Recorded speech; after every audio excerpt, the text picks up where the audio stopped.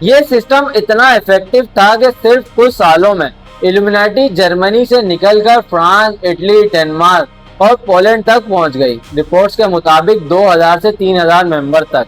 لیکن جتنی تیزی سے یہ پھیلی اتنی ہی تیزی سے اس کا انجام بھی آنے والا تھا۔ 1784 میں بواریا کے الیکٹر ڈیوک کیری تھیوڈر نے تمام سیکرٹ سوسائٹیز پر پابندی لگا دی۔ مارچ 1785 میں ایک دوسرا ایڈکٹ آیا۔ اس بار سیدھا الومناٹی کو نام لے کر ٹارگیٹ کیا گیا۔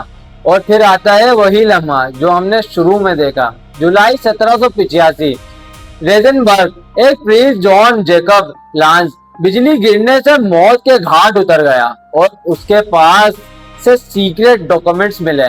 انٹرسٹنگ بات، خود اس واقعے کے ارد گرد بھی کافی کنفیوژن رہا ہے۔ کچھ ہسٹورینز کہتے ہیں لانز خود الومناٹی کا کورئر تھا جو ان کے ڈاکومنٹس پہنچاتا تھا۔ کچھ کا کہنا ہے کہ اصل کورئر کوئی اور تھا جس کا نام اسے ملتا جلتا تھا، اور بعد کے رائٹرز نے دونوں کو ملا دیا۔